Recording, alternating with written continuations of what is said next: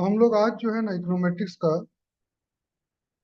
Question करेंगे। Statistics और econometrics का क्वेश्चन जो है, जो पिछला दिसंबर 2023 में आया था, उसको करते हैं। क्योंकि अब हम लोगों ने पूरा कोर्स कर लिया है, स्टैटिस्टिक्स भी अच्छे से पढ़ लिए, इकोनोमेट्रिक्स भी अच्छे से पढ़ लिए।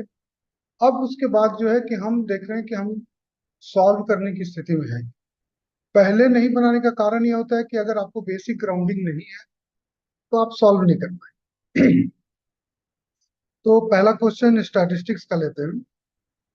तो इसमें देखो क्या पूछ रहा है। अ,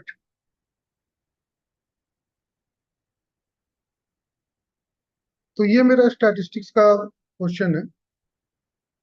इसमें पूछ रहा है क्या कि given a random sample of size n from the population with mean and variance sigma square, the sample mean has the following expected value and variance.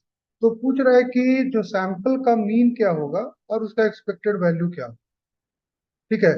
तो अगर तुम डायरेक्ट फॉर्मूला नहीं पते हो तो भी तो तुम,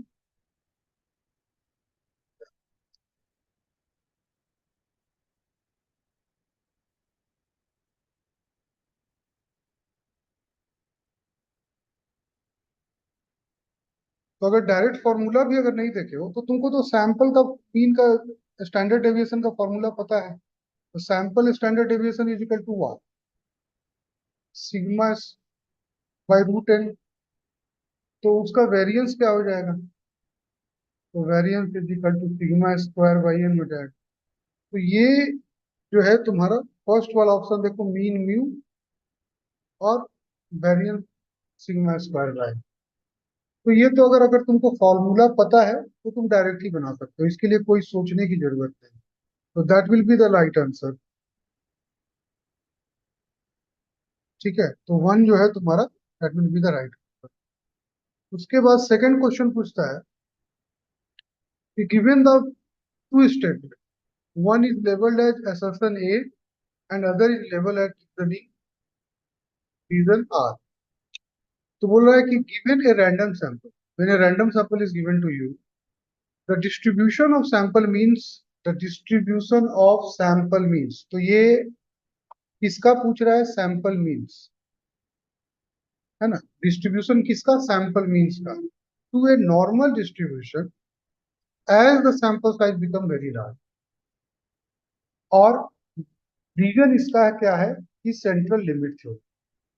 तो अगर हम लोग जो सेंट्रल लिमिट थ्योरी तुम लोगों को हम बताए थे, उसके हिसाब से क्या है कि डिस्ट्रीब्यूशन किसी भी तरीका का हो, है ना, कोई भी तरह का डिस्ट्रीब्यूशन हो, बाइनोमियल हो, पॉइसन हो, है ना, उन सभी डिस्ट्रीब्यूशन में का अगर हम निकाले अलग अलग डिस्ट्रीब्यूशन और उन सभी का मीन, और उस मीन से जो डिस्ट्रीब्यूशन अगर हम लोग निकालेंगे तो वो नॉर्मल डिस्ट्रीब्यूशन होता है। ये हम बताए थे। और एग्जैक्टली वही बोल रहा है कि जो सैंपल मीन का डिस्ट्रीब्यूशन, जैसे जैसे सैंपल साइज बड़ा होते जाएगा तो वो क्या हो जाएगा कि वो नॉर्मल होता जाएगा। और ये कौन बता रहा है, सेंट्रल लिमिट थ्योरम। तो ये तो definition of central limit theorem ही ऐसा हो। तो इसलिए मतलब असर्शन ए वो भी सही है, और उसका रीजन जो है सेंट्रल लिमिट थ्योरम वो भी सही, क्योंकि definition of central limit theorem यही है। तो इसीलिए इसका आंसर जो है होगा ये है। कोई डाउट है इसमें? No sir. है ना। तो इस इसलिए इसका आंसर ये है।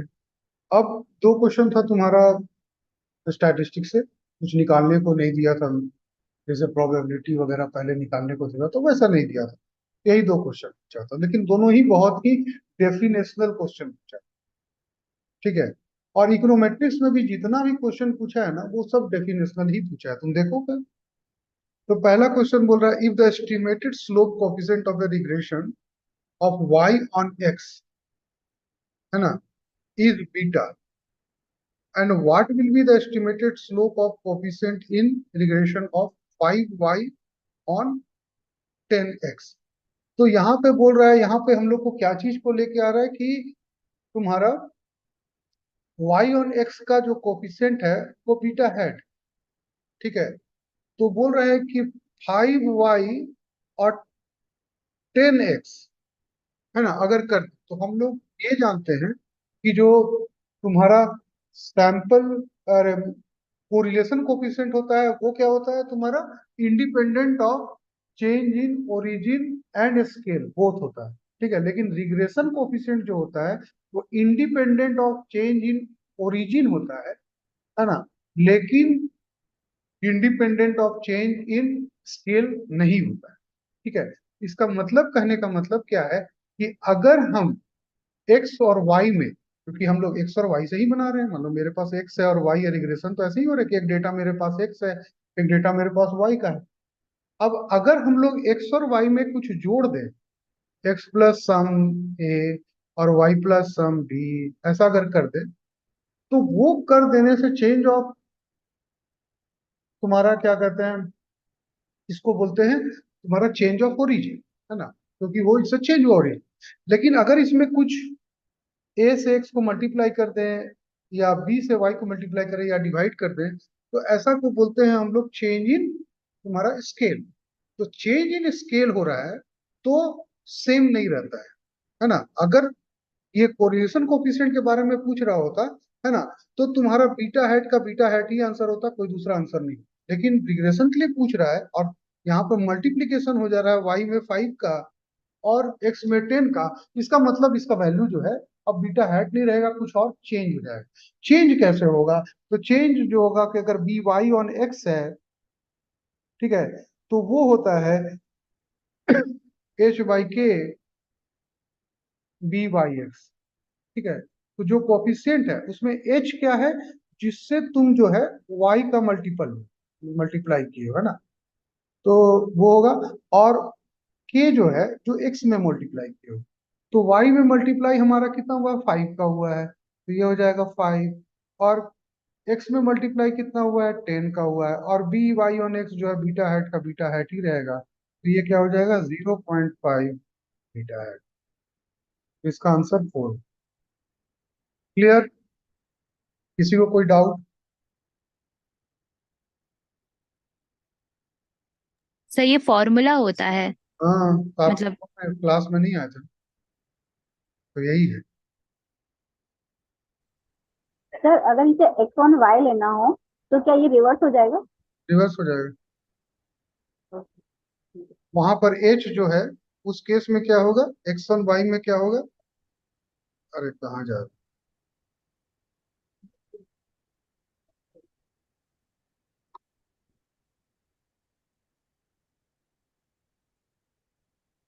उस केस में हमारा क्या होगा,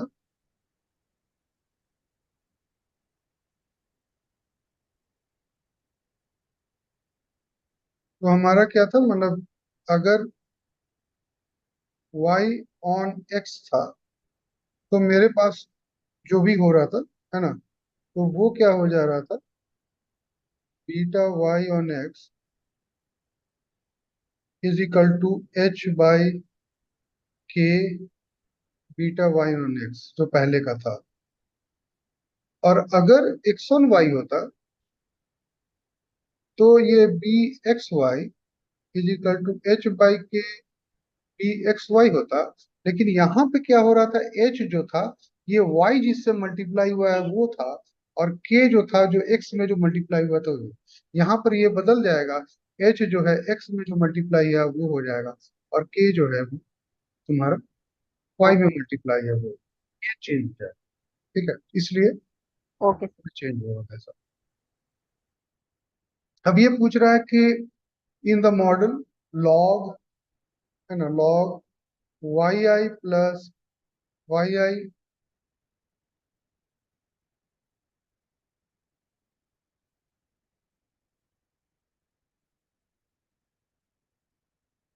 Y i equals to alpha plus beta x i plus u i, ये दिया हुआ है।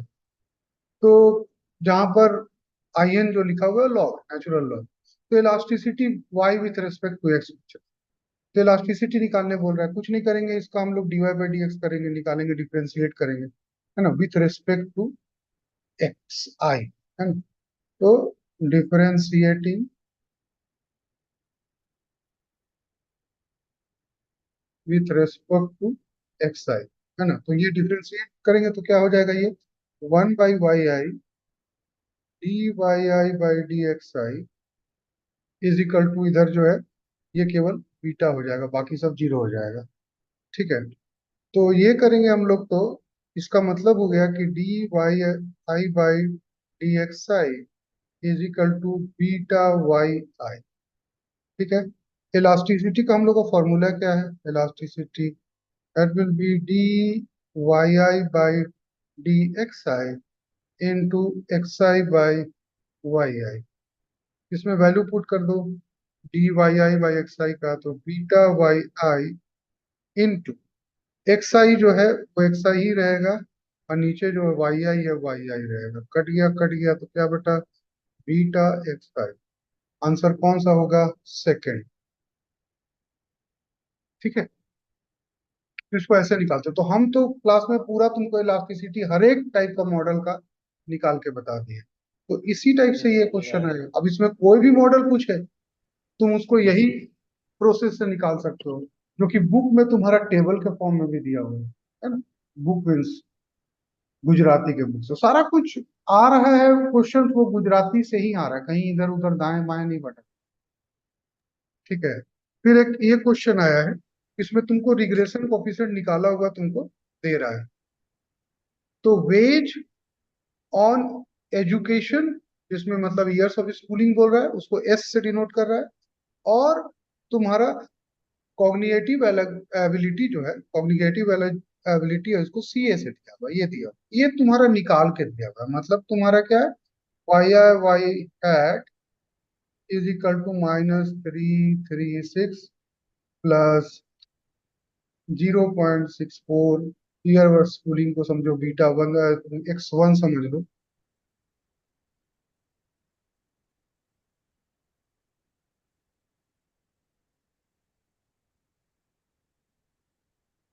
तो उसको समझ लो कि 0.64, और ये तुम समझो कि x1i प्लस 0.15 x2i, ऐसा निकाल के दिया हुआ है। तो यहाँ पर जो है तुम्हारा जो कहने का मतलब है कि बीटा वन जो हम लोग निकालते थे hat, that is given 0.64, and beta two hat, ये तुमको दिया हुआ है 0.15। ठीक है, उसके बाद तुमको इसके अलावा जो है स्टैंडर्ड एरर दिया हुआ है। ये जो है बीटा वन का स्टैंडर्ड एरर है, ये बीटा टू का स्टैंडर्ड। ठीक है, तो standard error of beta two hat is equal to तुमको दिया हुआ है 0.05, ऐसा दिया हुआ। ठीक है, और उसके बाद तुमको ई एस एस दिया हुआ है, एक्सप्लेन सम ऑफ स्क्वायर दिया हुआ है, दैट इज 4745.75, और उसका डिग्री ऑफ फ्रीडम जो दिया हुआ है ईएसएस का, वो है दिया हुआ है 2। उसके बाद तुमको आरएसएस दिया हुआ है, रेसिडुअल सम ऑफ स्क्वायर, इसका वैल्यू दिया हुआ है 33651.28, और इसका डिग्री ऑफ फ्रीडम तुमको दिया हुआ है 567। ये इंफॉर्मेशन तुमको गिवन। ठीक है, अब इसमें क्वेश्चन पूछ रहा है कि कौन सही है कौन गलत। तो पहला बोल रहा है, for 1 year increase in schooling wage per hour increases by rupees 650 on the average when cognitive ability is kept constant। पूछ रहा है कि ये स्टेटमेंट सही है या नहीं है। ठीक है, तो अब हमको बताओ कि बीटा का जो है, हम लोग कैसे उसको बोलते हैं कि क्या बीटा क्या बता रहा है, ये हम लोग क्या बता रहे हैं, what the beta tells. So हाँ, for a unit change in xi, yi change with a beta amount on an average. On an average, Beta simple है। has a- तो यहीं पर तुम देखो कि ये क्या बोल रहा है, फॉर 1 यूनिट, तो यहाँ पर यूनिट वहां ईयर में, इस ईयर स्कूल ईयर में दिया हुआ है। तो फॉर ए यूनिट चेंज, है ना, इंक्रीज इन स्कूलिंग, है ना, तो वहां पर 1 ईयर, फॉर ए यूनिट जो ईयर है, तो for a year schooling, wage per hour, मतलब जो कि तुम्हारा डिपेंडेंट वेरिएबल वाई आई की जगह veg per our increases by coefficient जो है बीटा, तुम बोल रहे थे, यहाँ पर बोल रहा है उसको 64, है ना। तो वहां पर क्या उसको चेंज कर दे रहा है, 1000 से मल्टीप्लाई कर, ₹1000 दिया है तो 0.64 को अगर तुम 1000 से मल्टीप्लाई कर दोगे तो 640 आ जाएगा। तो 640 on average when cognitive ability is constant, यही बात बोल रहा है, यही तुम्हारा वाई आई भी बोला था, Yes, sir. है ना। तो इसका मतलब ये स्टेटमेंट राइट। ठीक है, तो जो जो क्लास में पढ़े थे वही चीज है ना, उसमें कोई अलग नहीं पूछा है। और क्योंकि ये मल्टीपल रिग्रेशन वाला था, इजीली सेकंड वाला को कांस्टेंट रखना था, है ना, सीए को कांस्टेंट रखेंगे, तो ये हो गया। दूसरा पूछ रहा है क्या, तो ये वाला करेक्ट स्टेटमेंट है, जो भी यहाँ पर जितना, ये this is your beta one, तो बीटा वन चेंज कर रहा है, बीटा टू अगर हम जो है एक्स टू को कांस्टेंट रख के, है ना, एक्स टू आई को कांस्टेंट रख के एक्स वन आई में जो चेंजेस हो रहा है उसके कारण जो है तुम्हारा वेजेस में जो कि वाई आई में चेंजेस हो रहा है उस चीज को बता रहा है। तो ये हो गया। दूसरा बोल रहा है कि टी स्टैटिस्टिक्स, तो टी स्टैटिस्टिक्स निकालते हैं। तो हम लोग का जनरल इन जनरल फॉर्मूला जो है, हम लोग क्या करते हैं कि जो नल हाइपोथेसिस मानते हैं वहां पे हम लोग क्या मान रहे हैं, टेस्ट क्या कर रहे हैं टी स्टैटिस्टिक्स में, तो हमारा जो हाइपोथेसाइज्ड वैल्यू ऑफ बीटा, है ना, that is equal to zero हम लोग मान। तो यहाँ पर hypothesize value of beta zero ही होगा, इक्वल टू जीरो ही होगा, क्योंकि ये बोल रहा है कि तुम्हारा जो है ये चेंज किया हुआ है कितना 0.15 से, है ना। और किससे चेक कर रहे हैं, किस पे चेक कर रहे हैं, तो बीटा जीरो से डिफरेंट है या नहीं। अगर जीरो के से डिफरेंट नहीं हुआ तो वो फेल कर जाएगा, है ना। तो यहाँ पर इसलिए उसको हम लोग रखते हैं कि वो क्या कहते हैं, क्या कहते हैं, two is equal to zero, यहाँ पर हम लोग रखे। तो कहने का मतलब है कि इसको हम लोग अगर पूरा फॉर्मूला भी लिखे तो ऐसे हम लोग शॉर्ट में फॉर्मूला हम लोग लिख सकते हैं, beta two hat divided by standard error of beta to है, ऐसे लिखते हैं। ऐसे भी लिखोगे तो कोई दिक्कत नहीं है, वहां पर जीरो मानना पड़ेगा, minus beta two divided by standard error of beta to है ना। तो ये जीरो हो जाएगा, दिस इक्वल्स टू जीरो, तो यही पहुंच जाएगा। इसलिए उसका वैल्यू हम लोग यहाँ पर दिया हुआ है तुम्हारा 0.15। ठीक है, अगर तुम चाहो तो माइनस जीरो भी लिख के जीरो पॉइंट नीचे में 0.5 लिख सकते हो, तो आंसर वैसे भी आएगा 0.5 बाई 0.05, इसको काटेंगे तो ये 3 आएगा। तो the value of T statistic for C A is 3, तो 3 आ रहा है, तो वही है। अब ये दोनों में सी और डी में दोनों में एफ स्टैटिस्टिक्स पूछा है। ठीक है, इसमें तो एक ही कोई सही होगा, दोनों सही नहीं होगा, तो हमको चेक करेंगे। तो फॉर्मूला क्या है, what is the formula of F statistics, क्या Sir, formula. ESS divided by degree of freedom by divided by RSS divided by degree of freedom of RSS. ठीक है, तो यहाँ पे जो तुमको ईएसएस दिया हुआ है वो क्या दिया हुआ है, 4745.75, 474.57 पॉइंट। तो यहाँ तो ये नहीं दिया है, उल्टा दिया हुआ है ये, तो ये वाला ऐसे ही रॉन्ग हो जा रहा है। अब तुम चेक कर लो कि क्या है, उसका डिग्री ऑफ फ्रीडम भी 2 दिया हुआ है, डिग्री ऑफ फ्रीडम भी 2 है। नीचे में जो आरएसएस है उसका वैल्यू भी यही दिया हुआ है, तो ये दिया हुआ है, और उसका डिग्री ऑफ फ्रीडम 567 से, तो ये भी दिया हुआ है। इसका मतलब है कि ए बी सी वो ये तीनों करेक्ट है। ठीक है, तो ये ऑप्शन तुमको जो है थर्ड में मिल रहा है, तो third option is you're right. ठीक है, सर सर थोड़ा बी वाला ऑप्शन बता दीजिए फिर से। The value of T static of is 3, B वाला बी ऑप्शन। वाला। बी वाला में क्या है, बी वाला में सिंपल है, टी स्टैटिस्टिक्स का जनरली जो वो निकालते हैं हम लोग, वो निकालते हैं बीटा टू हैट का निकाल रहे हैं, तो दैट इज माइनस बीटा और जिसका स्टैंडर्ड एरर ऑफ बीटा। ठीक है, अब ये तो दिया हुआ है वो, बीटा टू हैट का वैल्यू 0.15 दिया हुआ है, स्टैंडर्ड एरर इसका 0.05 है, ये हमने अलग से पहले ही लिख लिए थे इसीलिए। तो तुम भी जब पढ़ रहे हो क्वेश्चन तो वैसे लिख लोगे साइड में, तो इसीलिए वो उसका वैल्यू जो होगा 0.5।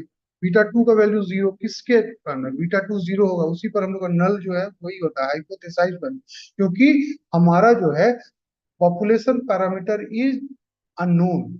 तो जब पॉपुलेशन पैरामीटर अननोन होता है तो हम क्या लें, उसका कुछ वैल्यू लेना पड़ेगा। तो हाइपोथेसाइज वैल्यू होता है कि बीटा में अगर बीटा का वैल्यू कुछ आ जाए जीरो से अलग, तो इसका मतलब है बीटा जो है वो तुम्हारा जो है ये एक्स टू जिसको हम लोग कॉग्निटिव एबिलिटी है वो अफेक्ट कर रहा है वेज को। ठीक है, अगर जीरो आ गया तो नहीं कर रहा है, और अगर जीरो से ज्यादा आ गया, स्टैटिस्टिकली सिग्निफिकेंट हो गया, तो वो कर रहा है। तो इसीलिए हम लोग जो लोग नल हाइपोथेसिस रखते हैं कि beta two equal to zero, तो इसीलिए बीटा टू यहाँ पर जीरो हो गया, तो जीरो हो गया और स्टैंडर्ड एरर तो दिया हुआ है, फिर सीधा पुट करें और निकाल लें। तो ये ऐसे आता Okay, है। sir. ठीक है, तो इसका आंसर जो है वो थर्ड आ रहा है। नेक्स्ट जो है ये पूछ रहा है, देखो, in regression of a dependent variable on an intercept term, है ना, एक इंटरसेप्ट टर्म है और plus k other independent variable using n observation, ठीक है, what are the respective numerator and denominator of degree of freedom of F. ठीक है, तो degree of freedom of F पूछ रहा है, तो एफ जो है ऊपर में ई एस एस बाई उसका डिग्री ऑफ फ्रीडम, नीचे में आर एस एस, है ना, रेसिडुअल सम ऑफ स्क्वायर उसका डिग्री ऑफ। ठीक है, तो इसमें क्या होगा, कौन सा ऑप्शन होगा, तुम लोग बताओ जल्दी से, 1 2 3 4 में कौन सा सर ऑप्शन? सेकंड वाला, सेकंड वाला। तो बोल रहा है कि के डिग्री ऑफ फ्रीडम जो है वो ईएसएस का होगा, ठीक है, उसके हिसाब से, और n माइनस के माइनस 1 डिग्री ऑफ फ्रीडम होगा आरएसएस का। हम लोग चेक करते हैं, चेक कैसे करते हैं कि टोटल सम ऑफ स्क्वायर ये हमेशा n-1 है ना, इन जनरल, तो इसी में दिया तो n-1, n दिया तो n-1 होगा। रेसिडुअल सम ऑफ स्क्वायर, है ना, ये क्या होगा, अब इसमें क्या है, टोटल n माइनस, और उसमें कितना है, k है वेरिएबल प्लस 1, एक इंटरसेप्ट टर्म, इसलिए हम लोग डाले k+1, तो ये हो जाएगा n माइनस के माइनस 1, इसलिए रेसिडुअल सम ऑफ ये का जो है सेकंड वाला राइट हो जाएगा। और ई एस एस जो है that is equals to T S S minus R S S. अब इस फॉर्मूला में पुट कर दो, n-1 है वो, और माइनस आर एस एस तुम अभी तुरंत निकालो, n माइनस के माइनस 1, इसको अगर तुम खोलोगे तो n-1 माइनस n प्लस के प्लस, अब तुम देखो n n कट गया, -1 ये कट गया, बच गया k, तो इसका डिग्री ऑफ फ्रीडम जो है ईएसएस का k है, तो इसीलिए तुम्हारा जो सेकंड वाला ऑप्शन में ही k है। देखो ऊपर वाला में k-1 है, नीचे में k-1, इसमें k है, तो लेकिन n-k है जो कि नहीं है, तुम्हारा जो आरएसएस जो है वो n-k-1 है। ठीक है, तो इसलिए इसका ऑप्शन, अगर तुम्हारे पास केवल k वेरिएबल होता, है ना, तब दूसरा आंसर होगा, लेकिन तुम्हारे पास k+1 है, इसलिए इसका आंसर जो है सेकंड। क्लियर है सभी को? Yes sir. Yes yes sir. तो ये नेक्स्ट क्वेश्चन है कि सम ऑफ स्क्वायर्स ऑफ, इसको मैचिंग द फॉलोइंग, तो sum of squares of n independent standard normal variates.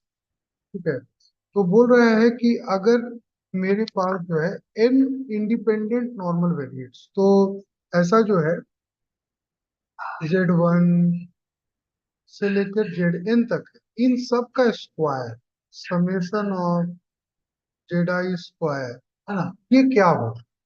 ठीक है, तो दैट फॉलोज द, तुम्हारा जो है काई स्क्वायर डिस्ट्रीब्यूशन, अगर दो नॉर्मल वेरिएट जो है उसका स्क्वायर कर दिया गया, सभी का स्क्वायर कर दिया, मतलब Z1 का स्क्वायर, यहाँ पे क्या हो रहा है, Z1 का स्क्वायर प्लस Z2 का स्क्वायर प्लस Z3 का स्क्वायर से लेके तुम्हारा जो है के तक हम लेके आए, ZK का स्क्वायर, तो ये एक पाई स्क्वायर डिस्ट्रीब्यूशन बनेगा विथ के डिग्री ऑफ फ्रीडम। ठीक है, तो फर्स्ट वाला का आंसर होगा काई स्क्वायर। दूसरा बोल रहा है क्या, ratio of standard normal variate to the square root of independent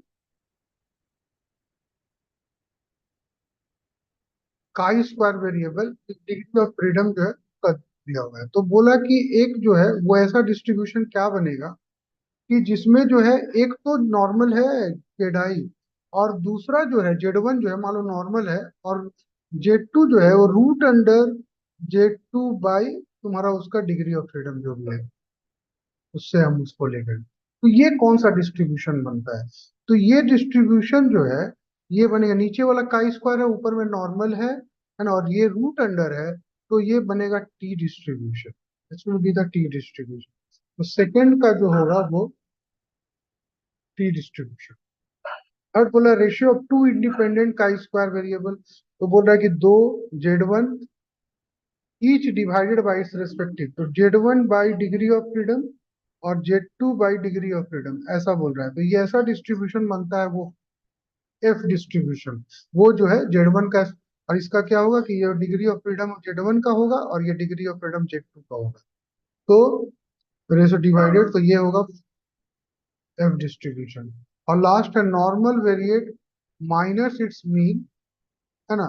तो normal variate x minus it's mean divided by standard deviation sigma.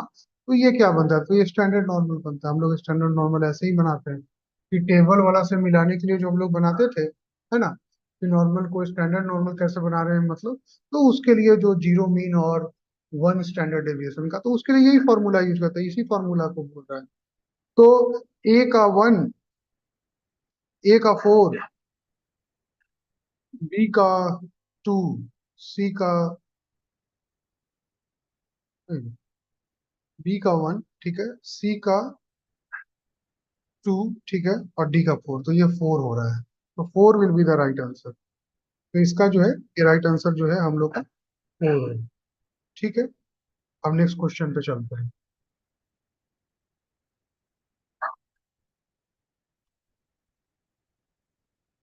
What is power of test? Type 2 error. Type 2 error Sir, direct? 1 1 minus minus type type 1. 1 errors. Sir, 1 minus So type 1 1 error. minus type 2 error.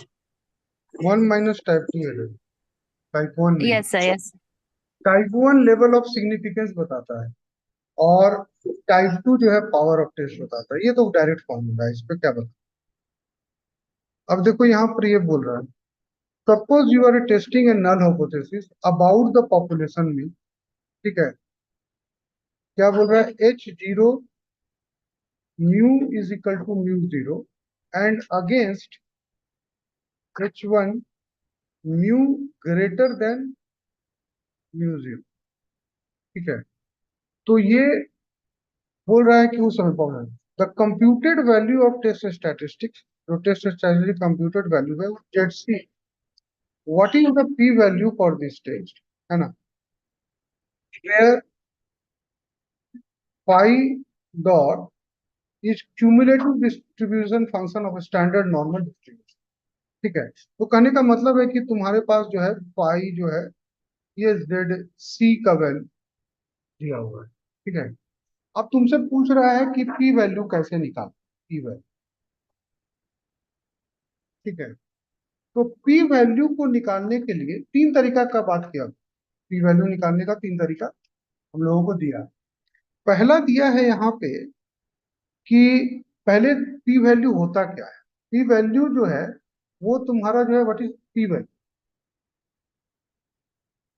Sir, it is the exact number of type 1 error, or we can say exact level of significance. Okay. तो exact number of type down error जो है जो हम commit कर रहे हैं वो P value.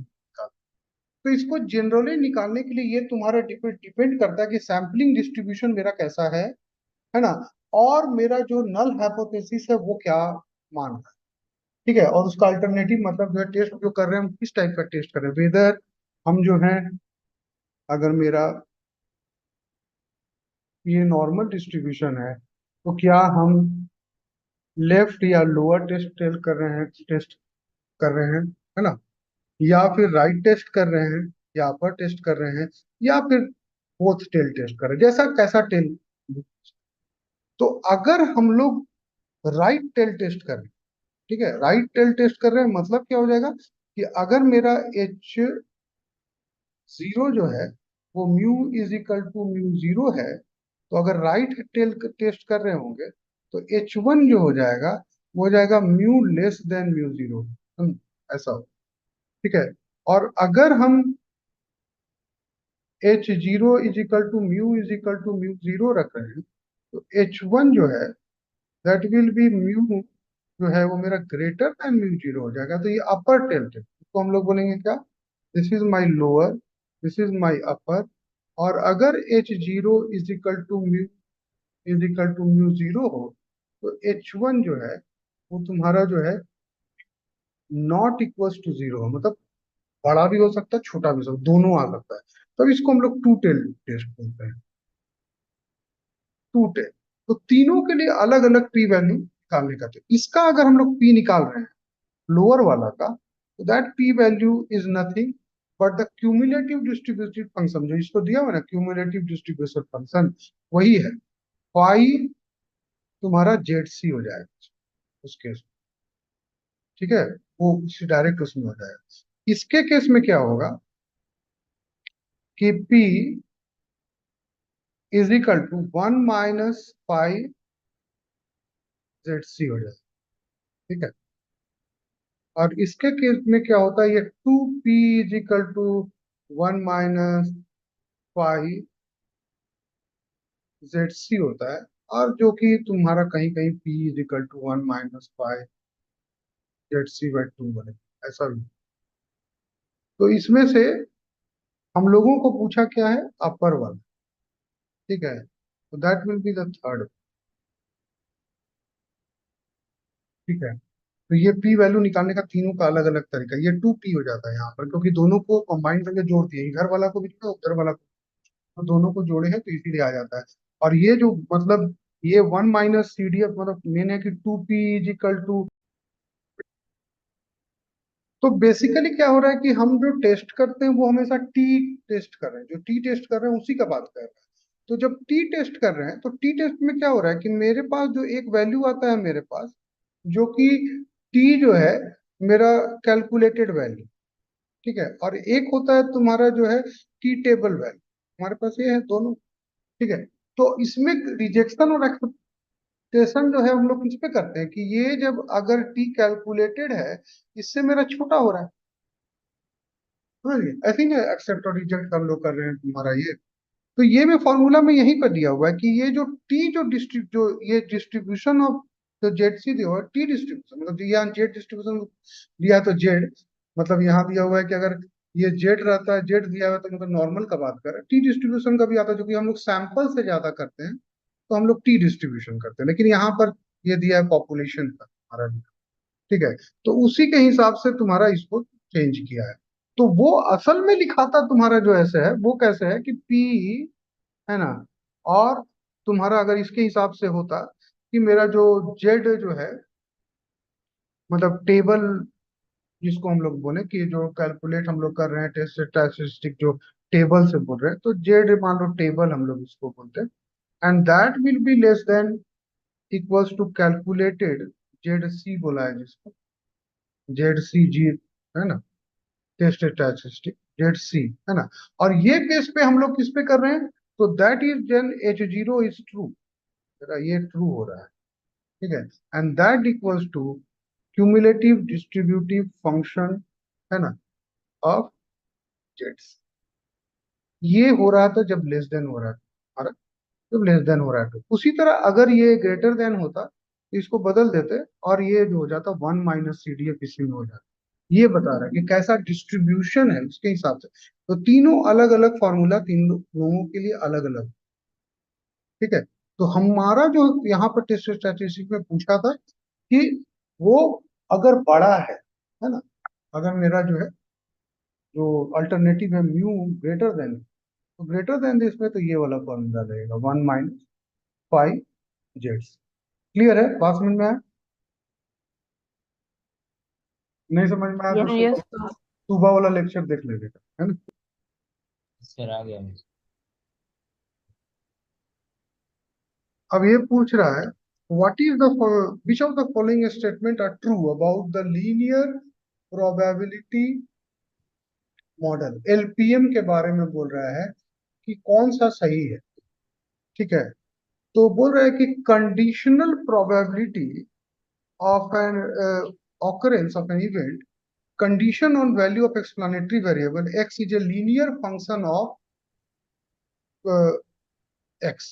ठीक है, तो कंडीशनल प्रोबेबिलिटी क्या बोल रहा था कि तुम्हारा जो conditional probability p i, p किसका, y i dependent on x i, है ना, that is equals to alpha plus beta x i, है ना। यही हम लोगों का मेन फंक्शन था, यही ना मेन फंक्शन था, ये कोई और फंक्शन था LPM में।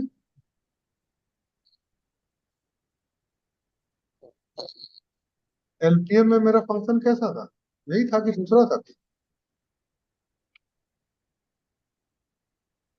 क्लास में हम लोग कल ही ना पढ़े, परसों परसों ना पढ़े हैं एलपीएम, तो यही ना है, P I is equal to X plus या। तो ये फर्स्ट वाला जी जो सर। सही है। फिर दूसरा पूछ रहा है estimated value of conditional probability of occurrence of event lies between 0 and 1, है ना। तो बोल रहा है कि वो जो ऑकरेंस ऑफ इवेंट जो है वो 0 और 1 के बीच में लाई करेगा। क्या करेगा 0 और 1 के लाई प्रोबेबिलिटी, अगर मेरा जो एलपीएम होगा तो। Yes, sir. कैसे करेगा? इस one of the limitations of तुम्हारा जो एलपीएम मॉडल है कि वो 0 और y के, क्योंकि तुम्हारा जो है probability is a linear function of x I. Linear function में मतलब कि जब जब ये नितेश, तुम अपना मोबाइल ये आवाज को बंद रखो, खटखट आवाज आ रहा है, म्यूट करो। तो एक्सआई जो है वो तुम्हारा क्या है कि जैसे जैसे बढ़ेगा पीआई भी बढ़ते जाए। तो बहुत ज्यादा एक्सआई हो जाएगा तो पीआई क्या होगा, 1 को क्रॉस कर जाएगा। ठीक है, यही एक प्रॉब्लम था उसमें। तो इसीलिए जो है वो 0 और 1 के बीच में लाई नहीं करेगा, ये गलत बात है। ठीक है, और दूसरा बोल रहा है क्या कि एरर टर्म्स आर होमोस्केडास्टिक। ठीक है, अब एरर टर्म जो होता है ना एलपीएम में वो हेट्रोस्केडास्टिक, होमोस्केडास्टिक नहीं होता, क्योंकि जो वेरिएंस ऑफ यूआई है ना, वेरिएंस ऑफ यूआई, ठीक है, and that is equals to P I into 1 - P I, ये होता है। ठीक है, और पीआई जो होता है वो हम लोगों का अल्फा प्लस बीटा एक्स आई होता है। तो इसी के कारण जो है वेरिएंस यूआई जो है ultimately connect dependent on x i हो जाता है ना। तो यूआई डिपेंड्स करने लगता है एक्स आई पे, तो वो होमोस्केडास्टिक नहीं रह सकता है, वो हेट्रोस्केडास्टिक हो जाता है। इसीलिए जो है this is also wrong. Now से third, R square is a good measure of, yes ये इसके मामले में एकदम बिल्कुल सही है। तो सिर्फ ए और डी जो है तुम्हारा जो है वो सही है, और बी और सी में रह गया। तो यहाँ पे बोल रहा है नॉट ट्रू, तो बी और सी आ गया। ठीक है, तो दीज आर द प्रॉपर्टीज, ये उसका प्रॉपर्टी से आया है, डायरेक्ट है। उसको अगर ध्यान से देखेंगे तो सीधा सीधा पूछा है, कोई दाया बाया माँ के बिल्कुल क्वेश्चन नहीं पूछा, सीधा। लीनियर प्रोबेबिलिटी मॉडल पढ़ते तो हम ये सब चीज पढ़ते ही हैं। उसके बाद बोल रहा है सेकंड क्वेश्चन जो है, suppose X I is the income of individual I and Y I is the event that the individual owns a house. ठीक है, वो हम लोग सुबह में जो मतलब जो 2 दिन से पढ़ रहे हैं, ओन्स ए हाउस और ओन्स ए कार, वही चीज पूछ रहा है। तो प्रोबेबिलिटी पी 1 एक्स आई, मतलब जब वो कार ओन कर रहा है, वो दिया हुआ है Z I is equal to beta 1 plus beta 2, which of the following is the logic model. Logic model कौन सा है बताओ जल्दी से, कुछ नहीं पूछ रहा, लॉजिक मॉडल कौन सा है, कौन सा option Sir, logic? third one. Third one sir. Third one, third one एकदम सीधा पूछ रहा है, कुछ नहीं होता है, माइनस नहीं होता है यहाँ पर, ऊपर में माइनस होता है, यहाँ प्लस जो है तो ऊपर में माइनस होता है, ये भी नहीं है, यहाँ पर बीच में फिर माइनस दिया हुआ है, तो एक ही ऑप्शन है। ठीक है, तो this is the logic model, कुछ नहीं। कोई एकदम सीधा पूछा कि लॉजिक मॉडल, पिछला क्वेश्चन था कि अगर तुम लीनियर प्रोबेबिलिटी मॉडल जानते हो तो डायरेक्ट डायरेक्ट वही सब बात जानते हो, अगर इसको जानते हो तो पहले देखोगे कि कैसा बनता है, तो यही बनो। ठीक है, तो अब यहाँ पे पूछ रहा है लॉजिक मॉडल। ठीक है, log log model, auto regressive model, weighted least square. ठीक है, अब यहाँ पे पूछ रहा है कि लॉजिक मॉडल जो है वो क्या है, लॉग लॉग मॉडल में क्या हो रहा है, ऑटो रिग्रेसिव मॉडल में क्या हो रहा है, और वेटेड लीस्ट स्क्वायर में क्या होता है।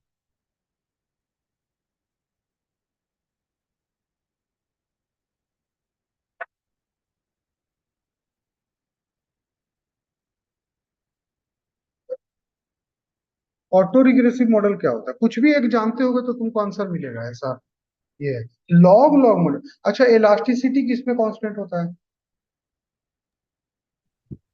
ये सर लॉजिक इलास्टिसिटी कौन से कांस्टेंट होता है लॉग लॉग मॉडल में, निकाल के दिखाए क्योंकि दोनों साइड लॉग होगा तो बीटा केवल आएगा इलास्टिसिटी कांस्टेंट। ठीक है, निकाल के देख लो।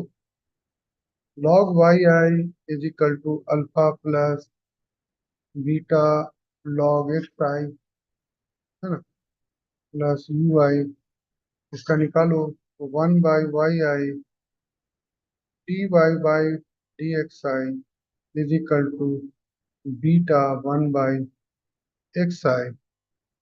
ठीक है, तो dy/dxi is equal to beta yi/xi, और इसका इलास्टिसिटी निकालोगे तो वो क्या हो जाएगा, इलास्टिसिटी जो dy/dxi, तो बीटा yi/xi और इंटू xi/yi, ये दोनों कट जाएगा तो बीटा हो जाएगा। तो ये तो हम लोग निकाले ही थे, और नहीं निकाले भी तो याद नहीं है तो ऐसे भी निकाल सकते, तो सीधा ये तो हमारा बी का 1 जो है वो हो गया। ठीक है, अब लॉजिक मॉडल में क्या बोलता है, करेक्ट फॉर हेट्रोस्केडासिटी। तो हेट्रोस्केडासिटी को अगर हमारे पास का रिमेडी क्या है, व्हाट आर द रिमेडी, पूछ रहा है कि तुम्हारा हेट्रोस्केडासिटी का रिमेडी क्या है, तो हमको पता है कि वेटेड लीस्ट स्क्वायर होता है। ठीक है, तो डी का 4, तो डी का 4, बी का 1, ठीक है, तो ये 1 ही होगा। देखो, auto regressive model, logic model में binary dependent variable, logic model में y एक बार 1 का वैल्यू ले रहा है, एक बार 0 का वैल्यू ले रहा है, तो 1 का 2। ठीक है, और ऑटो रिग्रेसिव में क्या है, खुद का पर डिपेंड कर रहा है, हम लोग कर रहे थे ना, Y T is equal to rho Y T -1 plus U T, ऐसे निकाल रहे थे। तो यही क्या है हो रहा था, उन्हें पिछले ही वैल्यू पर डिपेंड कर रहा था, तो that auto regressive including that. तो ऐसा क्या हो रहा है, तो ऐसा हो रहा है 1 में,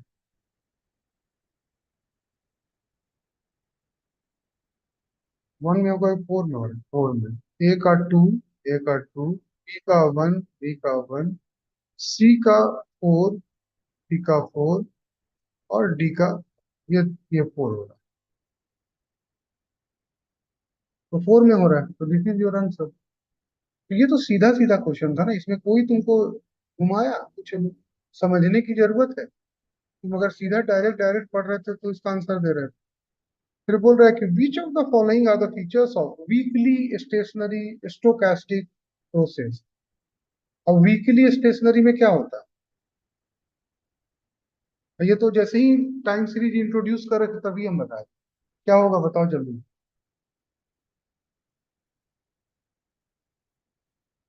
mean is time varying, mean is constant, variance is constant, covariance is time invariant, कौन सा।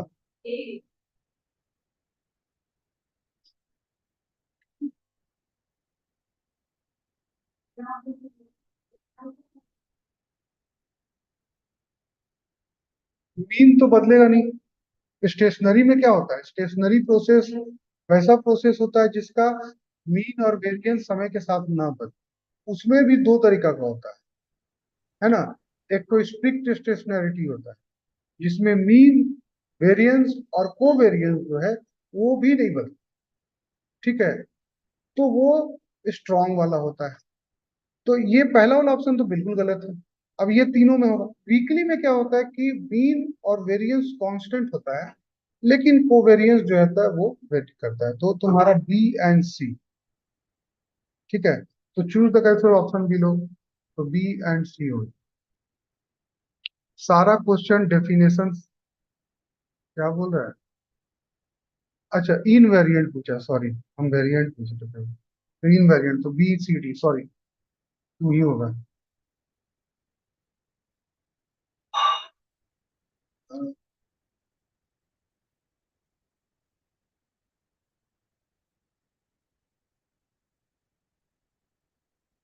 हो जाएगा बी सी डी। ठीक है, क्योंकि बोल रहा है कि मीन इज कांस्टेंट, तो मीन तो कांस्टेंट है, वेरिएंस कांस्टेंट है वो भी है, ये this is time in variant. ठीक है, टाइम के साथ जो है वैरी करेगा, तो वीकली में वैरी करेगा, और स्ट्रिक्टली होता तो वो भी वैरी नहीं करते। तो ये तुम्हारा इसका आंसर है। उसके बाद बोल रहा है कि given the JT is the zero mean white noise process and the variance sigma square which is the following are the I, मतलब तुमको दिया हुआ आई इंटीग्रेटेड टू जीरो, मतलब कि वो खुद में ही स्टेशनरी है, उसको बिना डिफरेंस करके नहीं। अगर एक डिफरेंस के बाद अगर कोई स्टेशनरी होता तो उसको हम I1 बोलते। कोई भी मॉडल अगर दो डिफरेंस के बाद होता तो I2 बोलते हैं। उसी तरह अगर तुम्हारा जो है के डिफरेंस के बाद होता तो हम के IK बोलते। लेकिन ये बोल रहा है कि नहीं, ये तो है ही शुरू से ही। तो पहला वाला देखो, X T is equal to X T minus one plus Z T, ये तो रैंडम वॉक मॉडल, तो ये तो नॉन स्टेशनरी है। तो ये जो ये होगा ही, ठीक है, this is a random walk model without trick. तो और हमको पता है कि रैंडम वॉक मॉडल जो है नॉन स्टेशनरी होता है। ये बोल रहा है कि शुरू वाला ही मॉडल जो इक्वेशन जो दे रहे हैं वही जो है स्टेशनरी है, तो ये तो नहीं होगा।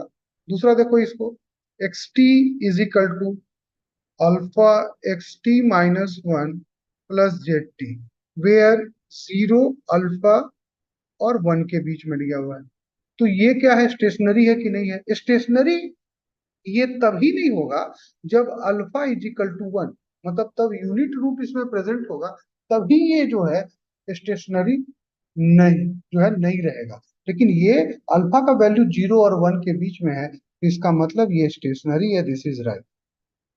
ठीक है, उसके बाद नेक्स्ट देखते हैं, X T is equal to Z T plus Z T minus one.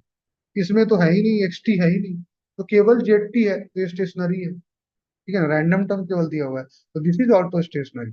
फिर देखो इसमें देखो, X T is equal to eight plus X T minus one plus Z T. अब ये क्या है, इसमें एक कांस्टेंट है और ये भी वन है, इसका रो इज इक्वल टू वन, तो ये भी नॉन स्टेशनरी है ना।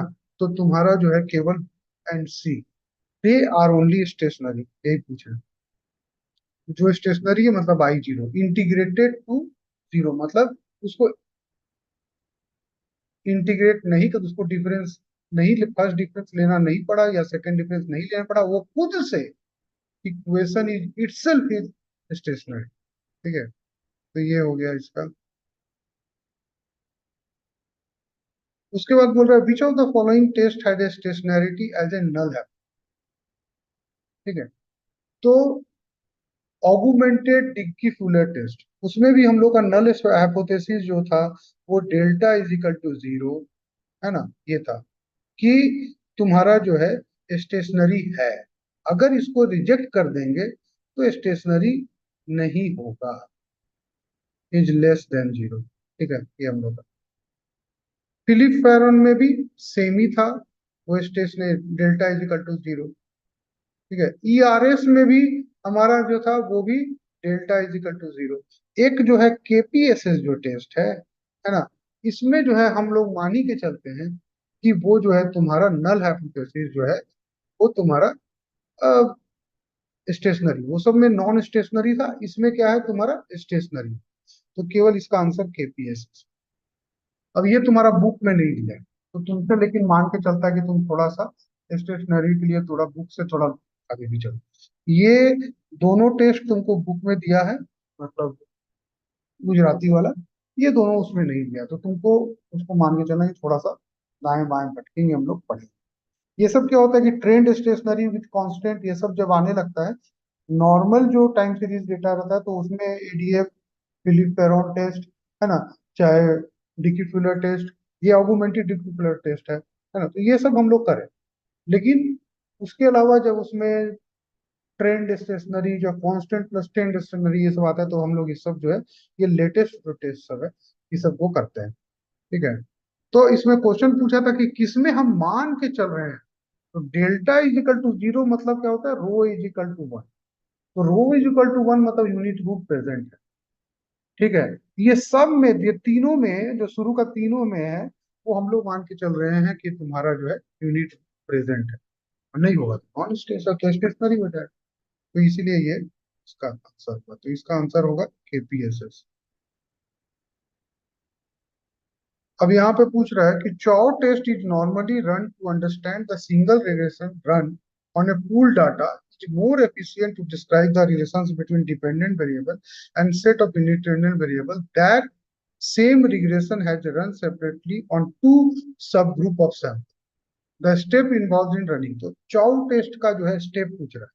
तो उसमें जो है सबसे पहला स्टेप क्या होता है कि जो दो डेटा मेरे पास दिया हुआ है, मान लो एक N1 डेटा है और एक मेरे पास N2 डेटा है, तो पहले क्या हुआ, N1 प्लस N2 दोनों डेटा को मिला लेंगे, है ना, और उस पे जो है उस डेटा को, उस दोनों को मिला लेने के बाद जो है हम एक रिग्रेशन चलाएंगे, ठीक है, जिसको हम लोग रिग्रेशन 1 बोलेंगे। उसके बाद क्या करेंगे कि जो सिंगल सिंगल N1 पे का निकालेंगे और इसका जो है R² निकाल लेंगे, फिर इसको निकालेंगे, फिर इसको इस पे एक अगर रिग्रेशन चलाएंगे तो पहला काम कि run regression model of pool sample, बिल्कुल सही है, और इसका RSS निकाल लो, ठीक बात है, RSS निकाल लेंगे, फिर इसको RSS 1 बोलेंगे। उसके बाद बोलता है कि run the same regression on the two सब सैंपल, तो टू सब मतलब N1 वाला पे निकालेंगे, N2 पे निकालेंगे, तो ये RSS 2 और RSS 3 हम लोग इसको निकालेंगे, ठीक है। उसके बाद जो है इन दोनों को जोड़ के, है ना, इन दोनों को जोड़ के हम फिर जो है एक और इन दोनों का RSS मान लो हम स्टार बना, तो ये जो RSS हुआ ये इसको हम लोग बोलते हैं restricted and these are unrestricted, है ना। उसके बाद बोलता है कि उसके बाद हम एक स्टैटिस्टिक लगाएंगे, तो ठीक है, बिल्कुल लगाएंगे हम लोग, कि क्या लगाएंगे, तो RSS क्या लिख रहे हैं,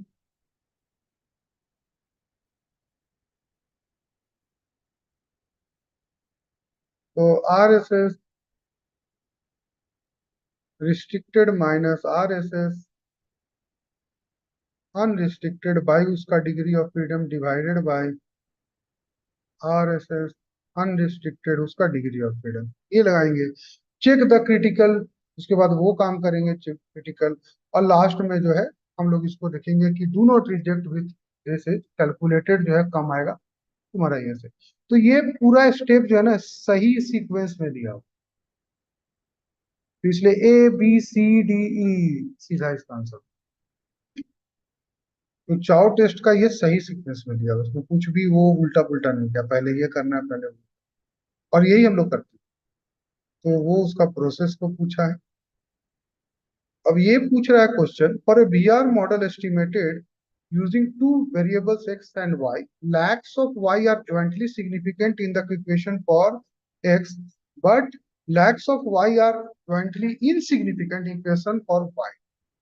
What you can calculate? तो अब तुमको यहाँ पर लग रहा होगा कि ये VAR मॉडल टाइम सीरीज है, उससे क्वेश्चन पूछ दिया, नहीं, बिल्कुल उससे क्वेश्चन नहीं पूछा। ये ग्रैंजर कैजुअलिटी में क्या कर रहे हैं, उससे क्या रिजल्ट मिलता है, उसी के बारे में पूछा। तो बोल रहा है कि अब ग्रैंजर कैजुअलिटी में क्या बोल रहा है कि ये बोल रहा है कि two variable X and Y है ना, एक्स एंड वाई दो वेरिएबल, ठीक है, lags of Y are jointly significant, ठीक है। तो बोल रहा है कि तुम्हारा लैक्स ऑफ वाई, है ना, are jointly significant in equation for X, but lags of X are jointly insignificant of, ठीक है। तो बोल रहा है कि y का जो पिछला वैल्यू x को प्रभावित कर रहा है ना, YT-1 से x हो रहा है, तो y causes x, लेकिन x का पिछला वो वैल्यू से y नहीं हो रहा है ना, तो x does not cause y, है ना। तो x y causes x, मतलब ये बोल रहा है lags of y are jointly significant in the equation. तो जो तुम्हारा जो है y का जो है तुम्हारा लैग वैल्यू से x हो रहा है, लेकिन x का लैग वैल्यू से y नहीं हो रहा है, इनसिग्निफिकेंट बोल रहा है। तो इसका आंसर जो है वो y causes ग्रैंजर causes x but x does not cause। ये ग्रैंजर कैजुअलिटी सुबह में पढ़ाए थे हम, तो उसमें इसको देख लोगे एक बार तो समझ में आ जाएगा। तो यही पूछा है, इसका आंसर 4 होगा। तो इतना ही क्वेश्चन जो था तुम्हारा पिछला बार का इकोनोमेट्रिक्स में आया था, और सबके सब डायरेक्ट क्वेश्चन है, तो कोई घुमाव नहीं। मतलब अगर आप पढ़ के गए होते तो सभी क्वेश्चन को गए, आप नहीं पढ़ के गए इसीलिए नहीं किया। मतलब सीधा डेफिनेशनल क्वेश्चन, जो उसके मतलब बेसिक डेफिनेशन पे था, कुछ भी इधर उधर कोई दिमाग नहीं लगाना, कोई जोड़ घटाव कैलकुलेशन। अब टी स्टैटिस्टिक इतना तो छोटा निकालने देगा ही। तो सीधा सीधा question, straight forward question, Gujarati के बुक से उठा के। और हम जो बता रहे हैं तुमको, गुजराती का तुम ग्रेंजर कैजुअलिटी का तुम पढ़ोगे तो उसमें लिखा हुआ है, हम लोग को बता, पढ़ के बता देते हैं।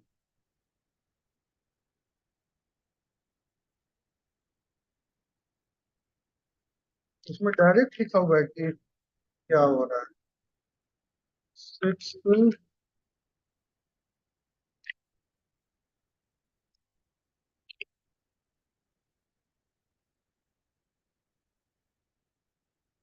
एक मिनट देखते हैं कौन सा नंबर है। और सारा क्वेश्चन उसी से उठा के दे रहा है, जितना भी दे रहा है ना अभी तक। पिछला 2 बार से थोड़ा सा चेंज किया है, तो यहीं से उठा के दे रहा है।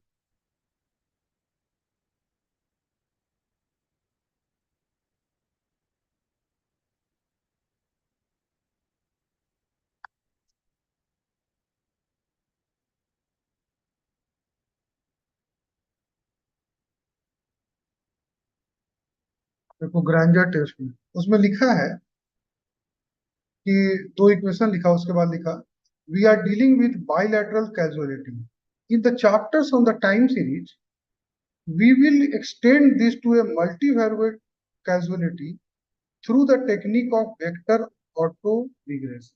तो बोला उसमें करेंगे, लेकिन अभी यही थी, तो इसीलिए उसको बोल दिया, यहीं पर लिख दिया इसी से उठा के कि VAR है। लेकिन है ये ग्रेंजर कैजुअलिटी कॉजुअलिटी का तुम्हारा जो है क्वेश्चन, ना कि तुमको जो है ये VAR मॉडल का। तुमको VAR मॉडल नहीं पढ़ना है, VAR मॉडल में सिर्फ इतना पढ़ना है कि VAR मॉडल होता क्या है, ठीक है, उसमें क्या कर, क्यों यूज कर रहे हैं, टाइम सीरीज में क्यों यूज किया जा रहा है VAR में। ये सब चीज जो है तुम्हारा इसमें है। उसका स्ट्रक्चर भी नहीं, वो भी बहुत बड़ा है, पूरा मैट्रिक्स फॉर्म है, तो उसको तो इतना 1 मिनट का क्वेश्चन उससे नहीं ना पूछे। तो जो भी कुछ पूछा रहा है क्वेश्चन वो डायरेक्ट पूछ रहा है, और उस डायरेक्ट को जो है आप डायरेक्ट मतलब बुक को एक एक बार पढ़ लेने से वो बन जाता है कि हर एक टॉपिक को थोड़ा थोड़ा, और जितना हम पढ़ाए थे उसमें से तो आ ही जाता। तो खैर अब नहीं पढ़ना पड़ेगा आपको, ठीक है। तो ये था, अब इसको हम बंद करते हैं।